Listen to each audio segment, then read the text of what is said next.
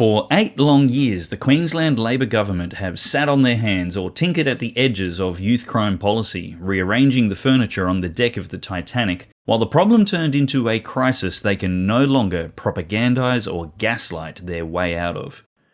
Voters from southeast Queensland to far north Queensland and Mount Isa in the west are frustrated to the point of contemplating taking the law into their own hands after the constant failure of lawmakers. Serial juvenile offenders are left without parents or parliament willing to apply serious consequences after multiple appearances before magistrates, leaving some police wondering why they even bother. Joining me in this episode is Robbie Katter, who has announced an innovative, common-sense policy for real consequences, and which promises positive outcomes in the lives of minors. Why is the Labor government refusing to even trial it? What have they got to lose, except an election in about 12 months? I'm Dave Pellowe, and you're watching The Church and State Show.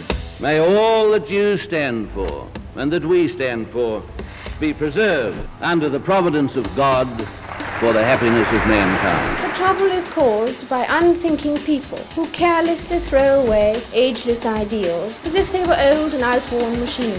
But it is the values of individual liberty, equality before the law and the supremacy of people over the state to which we can always with confidence return as a powerful and uniting force. Australia is not a secular country. It is a free country. Robbie, thanks so much for coming on the Church and State Show today. Thanks, Dave. It's a real pleasure, mate. I love the work you do.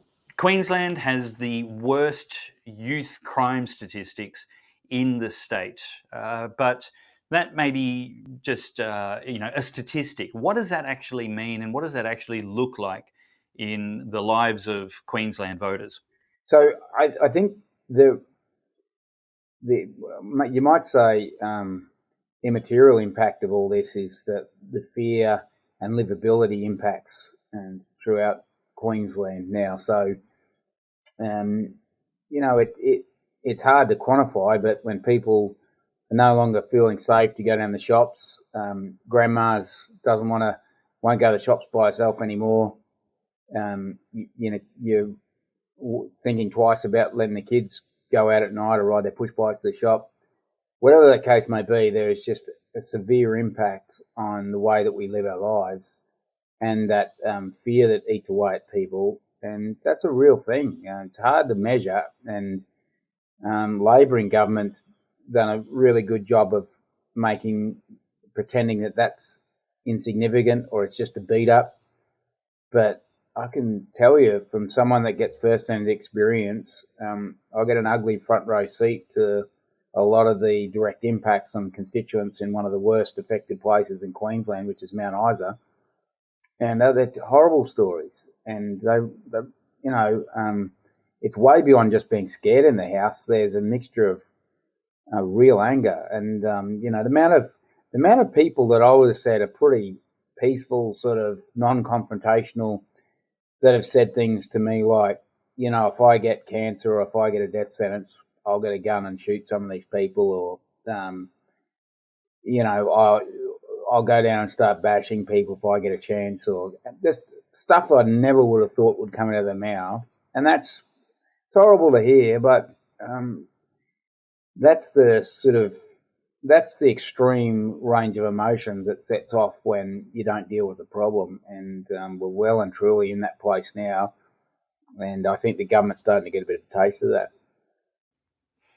Vigilantism is terrible and never acceptable, but it's also predictable when those charged with enforcing the law and upholding the peace completely fail in their ability to do so. The trust, the social license that the government enjoys to effectively police and maintain a livable state is lost and eroded, which leads to a proportionate increase in people taking the law into their own hands, which neither you nor I endorse, encourage, or approve of. But it is a wake-up call, like you said, for the government to start doing something about it. Now, they've been faffing around this obvious problem and increasing problem for many years now, many years, and the problem's not getting any better. What are the solutions they have tried and are trying before we start talking about your proposal? Yeah, I mean, in terms of what they call vigilantism, I mean, I know this isn't part of your question, but I just would like to respond to that because, I mean, if you threw a number of it, I'm not even sure you'd make a whole number. You know, would it even make single digits the percentage of population that are sadomasochists that love violence and welcome confrontation of that nature? Most people don't like approaching confrontational situations, let alone criminals, and you know, that's the extreme position people have been put in from the lack of action. So I just say that if there's a man in a house with a young wife and young kids or elderly parents, and he feels like there is no other option to defend his family, he is going to consider things that make him uncomfortable. Because, I mean, how could you live with yourself if you let your family get hurt by some random thugs breaking into your house? You would do the things that you really, really don't want to do. And shame on the government for letting it get that far. Well, I think that's the only, you know, rationale you could put behind it. I do get really annoyed when the government, you know, I think one of the comments was made in Rockhampton when they all went to the fellow's house that had, well, I'm not sure that all the circumstances that surrounded it, but it was a vigilante group and they went to the yard and the police were there in big numbers and the comment was made, we wish we got this sort of response when we were being attacked by these same people. So, you know, I think that's a good summary of where we are in this situation. But when you say what has the government done, I think it's fair to say the government's being dominated by the left and the civil libertarians. And there's actually a lot of rationale in their approach with saying, like, no human's a bad human, we rehabilitate them, get in early. That's all. I actually buy into that. I think there's a lot of rationale in that, but there is a point of practicality where you hit a point, and I was only having a discussion on this today with someone. It's not that I disagree with the rationale of that, but the practicality. Say Mount Isa, so we've got 30, 50 bad kids. You do not have enough effective resources in this state that's going to kiss and cuddle those kids back to being useful members of society and being able to exist, you know, live in a home in town where they won't steal cars and won't misbehave and punch kids in the face at school and, you know, all sorts of violent acts that we don't tolerate. There is not enough social workers to sit with all those kids and their extended families to bolt around, and let alone doing that for Townsville, Cairns, you know, all these hot spots. So you need to approach it from a different angle because you don't have the resources to bolt around and fix every family and fix every kid and rehabilitate them. But they're just stuck on that same track where they're just saying, let's just keep throwing more resources at it. Let's just keep trying to support the kids and send them to school. And a lot of that sounds good in theory, but I can assure you on the ground it's not working. And certainly I sort of speak with confidence here, but apparently it's not working anywhere else in the state either. I actually think that it's a little bit bleeding heart, hippie beatnik kumbaya rubbish that there's no such thing as a bad person. I'd like to think that was a coherent rationale, but the existence of police, the existence of parliaments and legislation basically is built on the premise that humans need boundaries because our inclination is not to good character but to bad character. I did a presentation last week basically talking about freedom is not something that comes naturally to people. There are many societies and cultures which are incapable of freedom. American experiments in transplanting freedom to the Middle East have failed abysmally. When the British withdraw from various jurisdictions in the subcontinent and Africa, they fall into corruption, and they've been shown democracy and self-government and been uplifted, and yet cultural problems mean that some people are not mature enough for freedom, and that can be on an individual level as well as a national social level. So I think the reality, and this is where your solution, which we're going to get to shortly, is actually genius, is that these kids have not been taught how to be good citizens. They've not been taught how to develop good character and actual genuine virtue, not virtue signaling, but morality and a sense of sobriety about how to use freedom, the freedom that we want to give them and the freedom that they deserve in the dignity of their humanity, is a skill that needs to be taught. And the very obvious thing that's going on right here is people need to be taught how to use freedom. When they just let gone to seed, they run amok and create chaos. And this is identical to the problems that happened 100 years ago in Bolshevik Russia. Children went chaotic and were causing all kinds of massive social problems because the family structure was eroded in that culture by communism. And they had to undo some of that social engineering, which they'd tinkered with. But right here, we're again going to be commonly talking about breakdowns in family. Some of the data I've seen in your policy is that more than half of these kids are not engaged in any kind of education or training. They're not in school. Nearly 10% of them are victims of fetal alcohol syndrome. That's a pretty good indication of poor parenting. More than nearly a third of them are in unstable housing and accommodation settings. And more than half of them, this is the tragic one, more than half of them are exposed to domestic or family violence. Now, what we have to implement here is the last course. And I'm a big, big believer in parental rights. But what your policy of this relocation sentencing is genius for is the intense kind of, you're going to call it therapeutic parenting and counseling and other things like that. But it is parenting.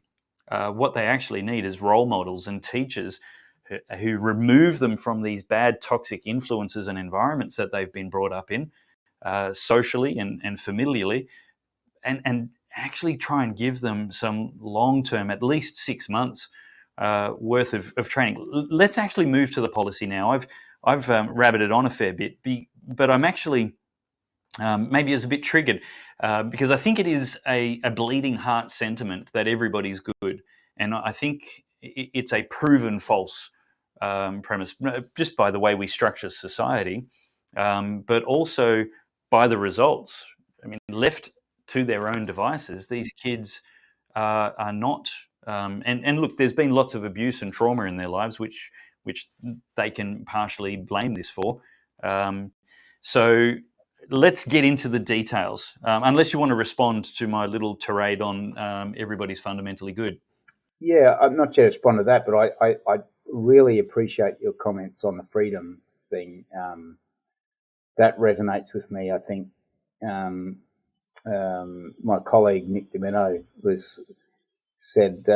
coined the phrase this morning, saying it's like pouring concrete. If you don't have the formwork there, it'll go everywhere. But you need some rules and boundaries for these kids, and they're begging for it. It's interesting.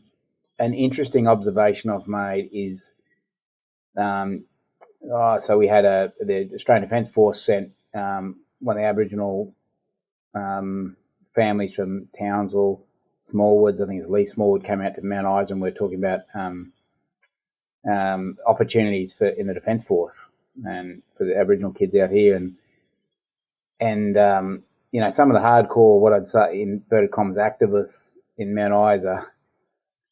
And the lefties had never, they'd short-circuit their brains sort of listening to these comments because they're there saying, bloomin' oath, send these kids to Defence Force, a great thing for them. Put the kids in the army, and the amount of Aboriginal parents or inverted commas elders I'd have in my office in Mount Isa saying the same thing. What these kids need, send them out to get them in conscription, put them in the army. And they're the same people that down in Canberra and Brisbane, they're saying, these people want a voice and they want cultural solutions. And I think, well, that's not what I get when I'm in my office, which makes me probably a lot braver to talk about this stuff, Dave, with a bit of freedom from my end, because I know what they're telling me and pretty confident that they want similar outcomes that we want. They know kids need these boundaries, and that just letting them work it out for themselves and trying to find this stuff. It sounds good, but the one really bankable thing you said is there's a lot of hippies and do-gooders that dominate the space here, and they've had it their way for too long, and we're living the experience of what their solutions are. That's right. Ronald Reagan said that we didn't inherit freedom and we won't pass it on to our children in the bloodstream. It actually needs to be taught to them and handed on, or it will be lost. I compare freedom to, in my speech last week, I compared freedom to a musical instrument. Give me a guitar, a piano, a drum, a trumpet, and freedom, and I'm going to make a racket. It's going to be painful to listen to me and to be around me when I have freedom with that instrument. So what I actually need is thousands of hours of practice and hundreds of hours of training and instruction. And maybe after a decade, I'll be good enough to listen to. It's the same with freedom. You've got freedom, and what you can do with freedom might be quite ugly and destructive if you're left to your own devices with it. But if you're loved, then you'll be taught about the disciplines of how to use that instrument. In this case, in this metaphor, we're talking about freedom. So what's the concept with relocation sentencing? Why do you think relocation sentencing is going to be at least part of a significant solution to the youth crime crisis we have in Queensland? Yeah, I'm glad you wisely emphasised part of, because this is not set and forget, plug and play. This is a part of the solution, but very practical. I think Dad came up with the concept about 7 years ago. I don't know who he's talking to, but yeah, it was first Australian up here that he'd said. I think they call it boojega or something, which was their banishment from wherever he was from, and you thought, well, you always feel a bit safer because no one's going to pull the race card on if it's Aboriginal man telling you this is what we did, or so it's that's been a lot of our style in politics, is something that makes sense, but getting the right endorsement from the right people. And we just started saying it 7 years ago that the best thing to do with these kids, send them out bush, and we put some sort of principal positions down, but and everyone you'd meet, it just kept getting strong endorsement from.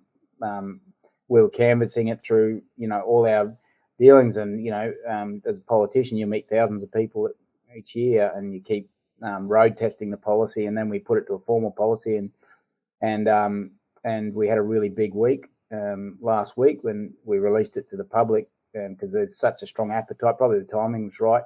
Everyone's so fed up with it all and desperate for a solution.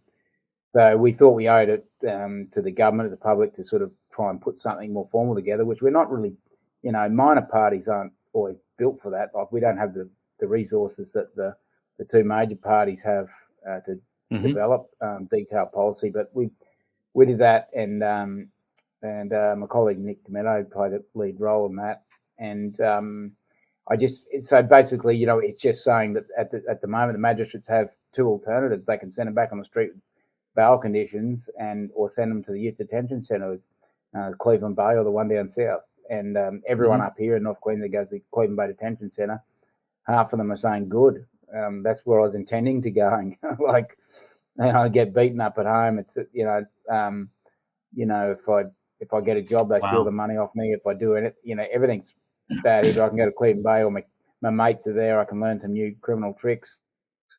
All we know is that there's a lot of kids that get are back on the streets pretty quick, stealing cars, and they've done 2 or 3 cars before they get away. And so we believe, and we've this has been discussion with magistrates over the years too, is saying giving them another option where they can say, you're not going to Cleveland Bay, where a lot of the time they're preempting that, they're hoping that the magistrate says that, and they won't be saying you go back into resi care or foster care or back to your grandparents or whoever you're living with at the moment.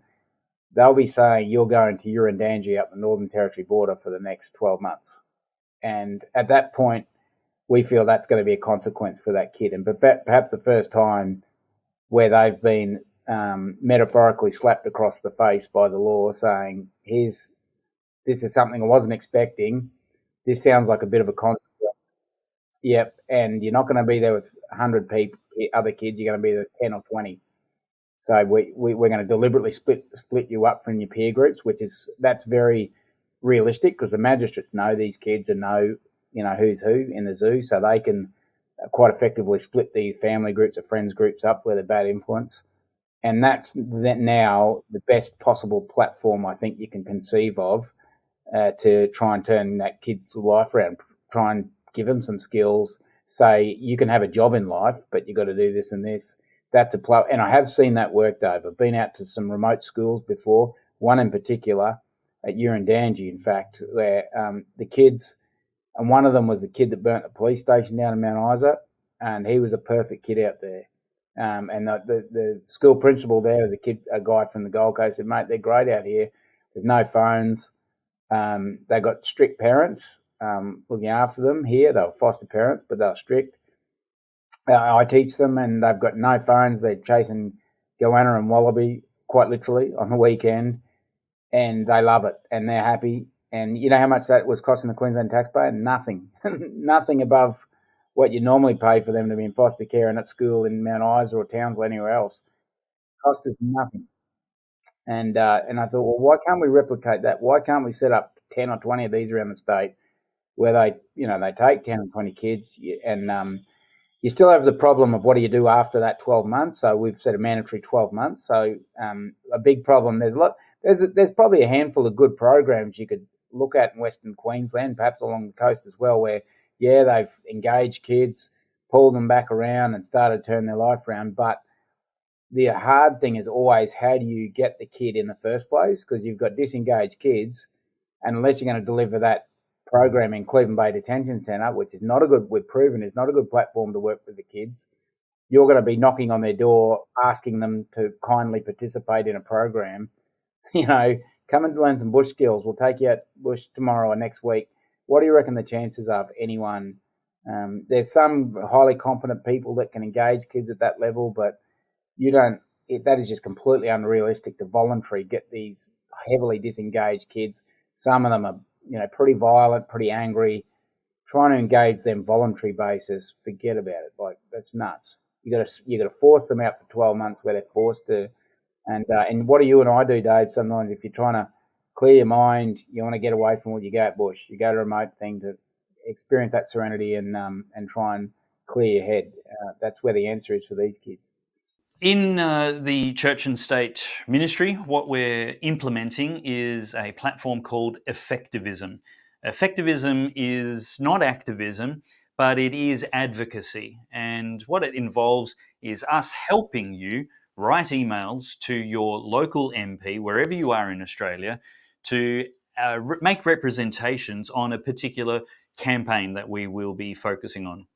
We're going to launch a campaign here in Queensland to help Queensland residents talk to their local MP over the next 12 months leading up to the next Queensland election.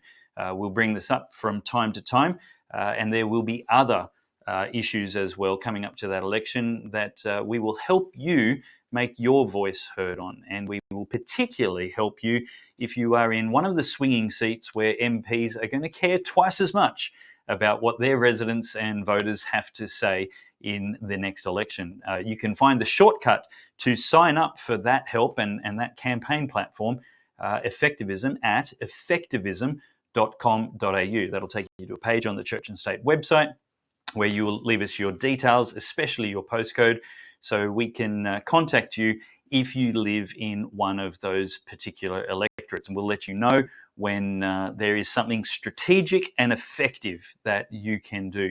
You shouldn't stop doing all the other things that you might do, like petitions, but the Effectivism campaign is designed to multiply the effectiveness of your voice and to support you when you don't know what to say or who to contact.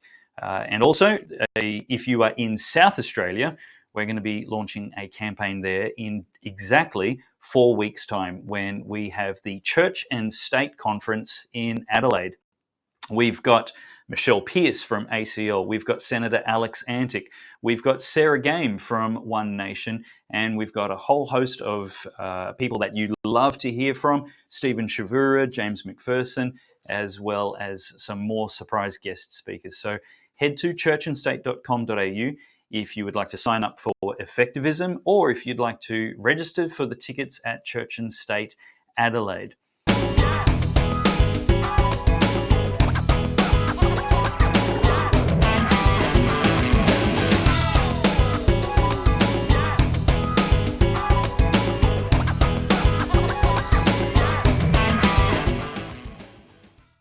I'm talking with a member for Traeger in Queensland, Robbie Katter, who has this week with his party launched a policy about remote relocation sentencing. Relocation sentencing is a solution to help tackle the youth crime crisis that is bad across the nation, but worst of all in Queensland. The four main features of this policy is that children are taken out of the area where they are getting the worst influences on their criminal behaviour and probably dangerous home situations as well, and they are moved remotely. So the first part of the feature is the sentence has to be in a remote location. Second, it has to be mandatory that we actually do these things where there are children who are repeat offenders and not learning the first time they've been brought before a magistrate, then maybe on their second or third appearance, the policy or the law would be, well, son, you have to go and spend 12 months out bush, and we're going to see if we can't teach you to be a good citizen. This isn't necessarily about locking them up and putting them behind iron bars. These are kids who have had a lot of negative formation, but the years of formation aren't necessarily over. It's probably the last chance before they're 18 years old to actually get them with some good mentors and a long period of character development for them. It is for a fixed term. The feature I've seen is that it's for 12 months, but there is an assessment at 6 months that might show some early graduation, if you like. And the fourth thing is that it has to be intensely rehabilitative. It's not just set and forget, throw them away and lock away the key. It's actually looking for good outcomes for these kids, to change behaviours, to deal with traumas that have happened in their lives, to teach them life skills, practical training and education. I, for the life of me, can't think why the Labor government, who has been dominating the parliament in Queensland for so many decades, but for one or two brief flash in the pans where they were in opposition, can't think why they have a problem with this. What exactly are the arguments they are raising and saying is a problem with relocation sentencing? Why haven't they grabbed it? The obvious answer to jump to is it's not their idea, and I think there's probably an element of ego in there. I think probably the next best answer is that you've got government departments paid a lot of money, they've got all the degrees behind them, and they didn't come up with this answer, and they've spent the last 5 years feeding the government lines to demonstrate how crime's not actually a problem and that it was a media beat-up. I think as recent as maybe 6 months ago, there was one of the Labor MPs in the media just recently still saying it, but you had all their staffers and the Premier and her team all up until about 6-12 months ago saying, it's a beat-up, it's not as bad as you think, we're getting on top of this. And the departments were all complicit in that, and now they're going to have to say, actually, yeah, we were wrong, and we weren't informing you honestly, and then they've got to come up with some answers on top of that. So someone coming from the outside giving answers, you can imagine the amount of pushback they're going to give because their reputations and perhaps even their jobs rely on it. So you've got all that infrastructure of public servants in behind up against you, and it's new and it requires them to think and make a decision because it's not going to come from the department, and I think they're very bad at that. They don't have the maturity or maybe the life experience as a government to sort of say this makes sense, we're willing to back it. They're probably the best reasons I'd say why they haven't. And, to top it off, apathy and lazy. It would take effort to do it all. So I think it's a combination of all those things, Dave. Are they yet at the point? I would hope that the evidence is now incontrovertible, that the status quo is an abject failure and something urgently has to be done, something innovative and something not simply a variation on themes tried before. Is the government at the point where they're facing this head on and agreeing with the reality of the severity of the problem? Well, I think the beautiful irony is that they've tripped over their own wokey values, is that they've, in trying to kiss and cuddle them back into good behaviour without boundaries, they've been forced to act in another way. So they've filled up the youth detention centres, and the solution they're saying for that is to spend another $500 million, $500 million, on building more of the same youth detention centres that offer 95% recidivism. So that's been their solution to date. Now they've filled up the watch houses trying to apprehend kids. So now they've got all the civil libertarians and all the wokies saying, you're breaching human rights, and you had the Greens, and I might add the LNP, both saying you can't have this kids in watch houses. And so, well, as far as I'm concerned, it's better than having them on the streets, like having them in the watch houses. But quite right. They're scared of now. It's doubled back on them, this. So now that all the wokies are attacking Labor, saying you need to do something with these kids, and they're not prepared to dump back on the streets and carry the political risk to do that, and have a backbench revolt of all these Labor MPs in regional areas are getting smashed. So they need a solution. And so I don't think it's because they've come to their senses and think, actually, this did make a lot of sense. They're just desperate for a solution. And thankfully, mercifully, I think there's a solution on the table that's really practical and actually does take us in the right direction. So none of it's from good judgment or good, and perhaps not even good selling from us. I think it's just been a convenient set of circumstances that we find ourselves in. And I find a bit of comfort in the fact that the wokey agendas sort of force them back on themselves to do something decent. It is imploding all around them. Look, I love the idea of prison farms for people, rather than putting them in institutionals and making them criminal schools on how to be more criminal than when they went in. I love the idea of putting minimum security prison farms out there, giving people the dignity of work, fresh air, removing them. And I'm even talking about adult prison populations. I think it's very uplifting and empowering and dignifying. And I don't want life for people who've broken the law and become toxic to society or dysfunctional in society to be given a cushy couch and pay TV, internet, and access to all the illicit supplies of an urban community. But to give these people this opportunity at genuine rehabilitation is fantastic. I think the need is, and I'm sure you agree, it's not bleeding heart to have compassion for these kids and say through bad decisions or bad circumstances or a combination, they've had a really bad start to life. What can we do to change the direction of their course? I think that's a responsibility that we should at least ask the question, what can we do? And try and come up with a constructive answer. So tell me what life on the farm looks like. How far away are they from the nearest Macca's or supermarket? What's stopping them going for a long walk? Are we talking, 12-metre fences with razor wire? And what do they do when they're there? What does it look like? And what will they do for 6 to 12 months?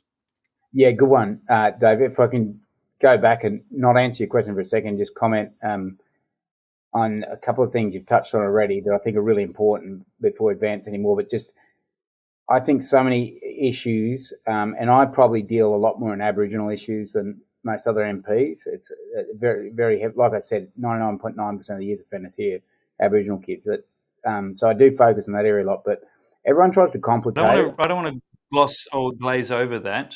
What you just said, needs to be said again.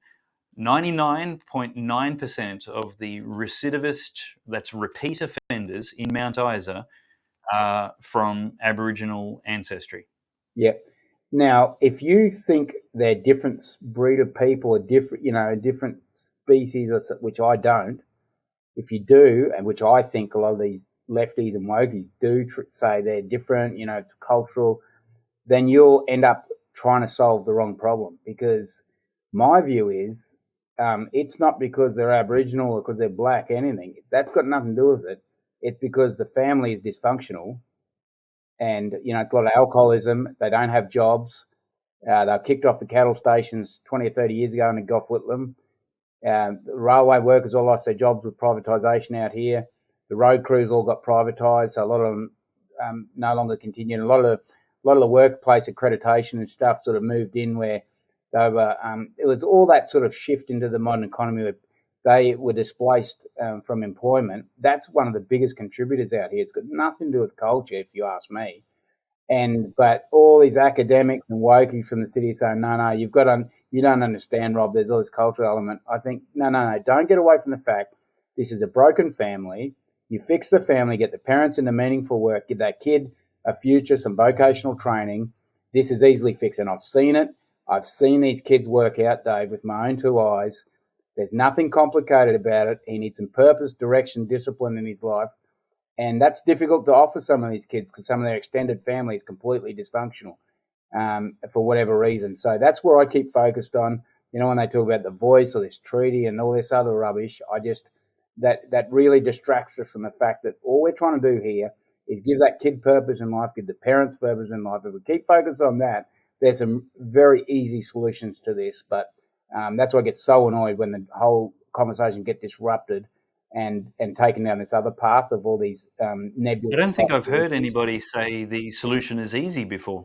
Yeah, well, if you focus on those things, it becomes so patently clear how quickly you can turn this stuff around. But we're still a long way from that. So it is not as easy as it sounds, but it certainly is easy to conceive and picture. But to answer your question, this is the beauty of this sort of thing. Like I go back to the example of the school. There's mining camps. I know there's a mining camp becoming available. They're saying in the next few years out here. A mining camp's a heap of dongers. You've got a canteen, the laundry, the bathrooms, the shared ablutions, houses.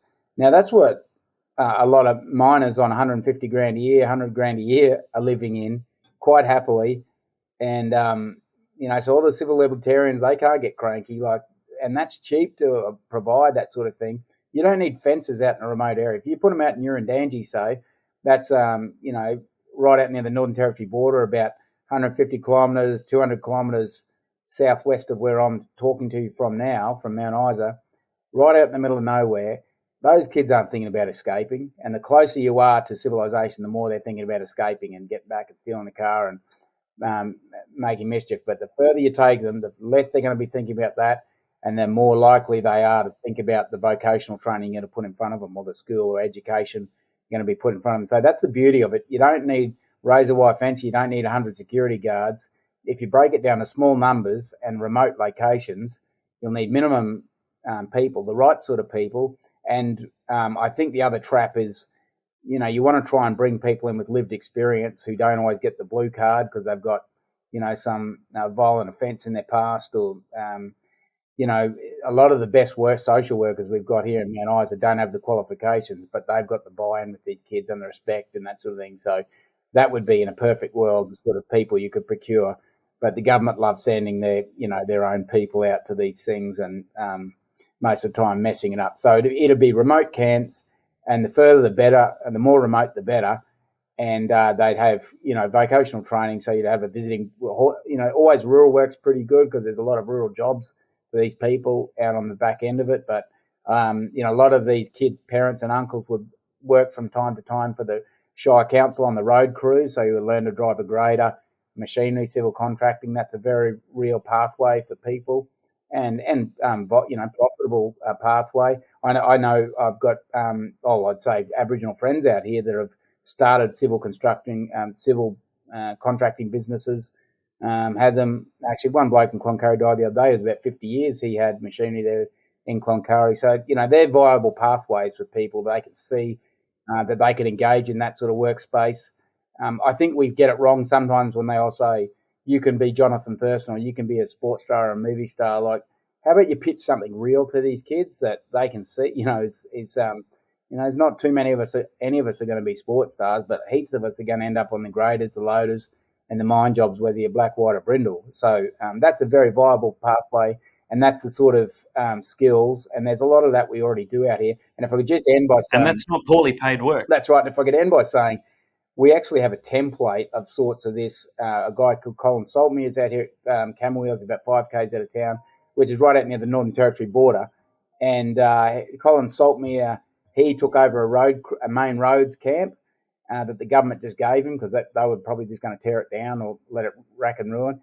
And he started occupying that. He started getting road crew contracts with the with the Aboriginal content required and some of the stuff. He got his foot in the door, but now he's a viable civil contractor, road contractor. He sets up training pathways for Aboriginal female and male, and he's a roaring success story. And I've taken a number of ministers up there to say, and one of them said to me, that's the best thing I've seen in Australia, training. It's highly disciplined, zero tolerance to alcohol. He's tough love there, Colin Saltmere. And he's done that. He's done what we're talking about precisely with adults, and he's churning out mining employees, road contractors, whatever out of there. So that's the model. But what programs you bolt onto it, that's probably open to a bit more work.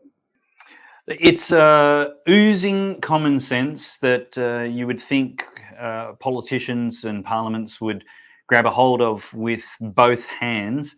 I think this is an idea whose time has come, and right before an election, right after people's tolerances for failure have reached their maximum. I think this is the idea has its time has come. Tell me, what's the reception been like from the non-Labor members of Parliament in Queensland? Ambivalence at this point, and I'd like to think that's there'll be a good pathway for an alternate government. There's no evidence that now, but common sense has got to come to the fore at some point. And how can David Crisafulli not be grabbing onto this and saying, love it, Robbie, we'll work with you, align with us to form a government and we will make it happen. Whether we need your numbers or not, this is fantastic. We're going to run with it. Thank you.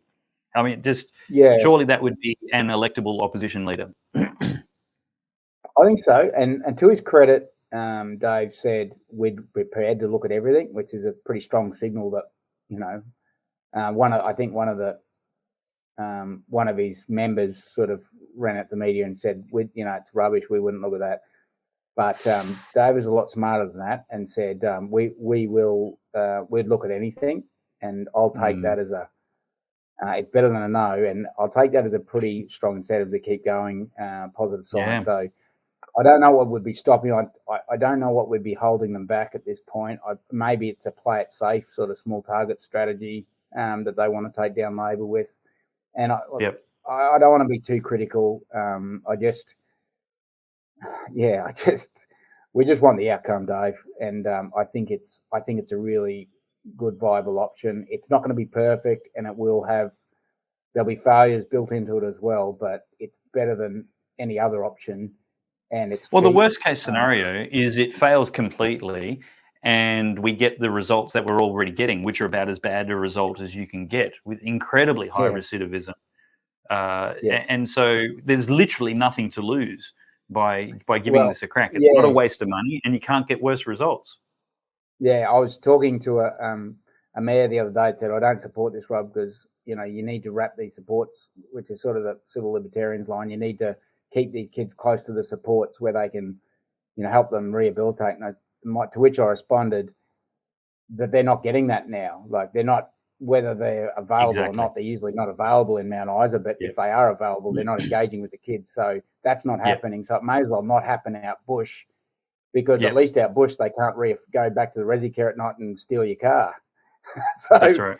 like you said, even if there's fails and we're not rehabilitating kids, at least they're not back on the street stealing your car the next night. Yeah, look, I can't help but think for most of these kids, the best thing would be to never go home, to do, 6 months, 12 months out bush and find an employment path and a career path that leads them away from being back home for long periods of time for the next 5 years. They get employment somewhere. They go straight from this, let's call it a vocation program, detention vocation training, and then they go straight into a job. They start making money. They start earning dignity. They get educated.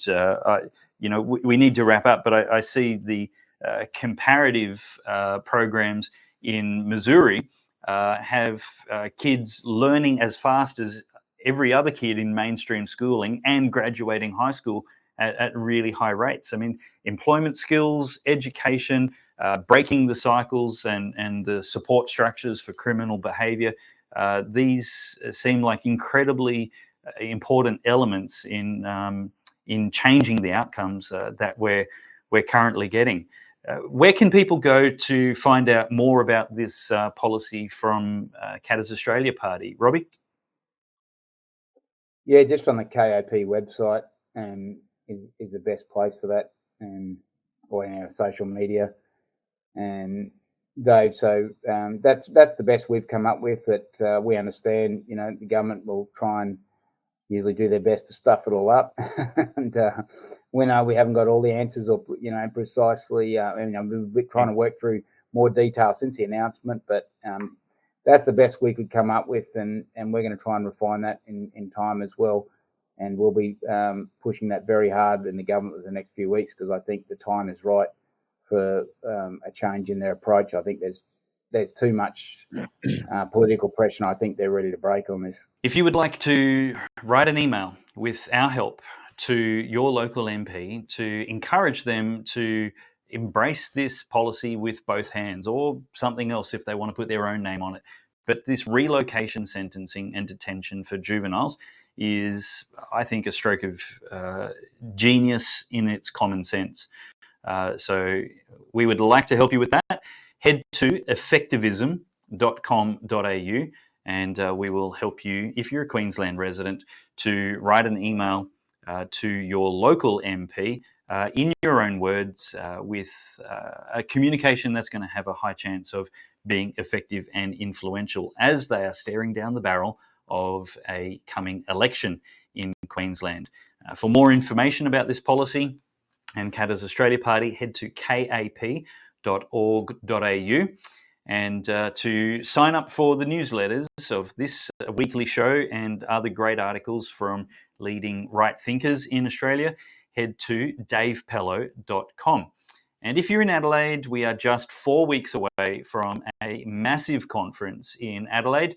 It's going to be really awesome with Senator Alex Antic, Michelle Pearce from ACL, Sarah Game, South Australia's only One Nation Member of Parliament, and many others, including Stephen Shavura and James McPherson in Adelaide.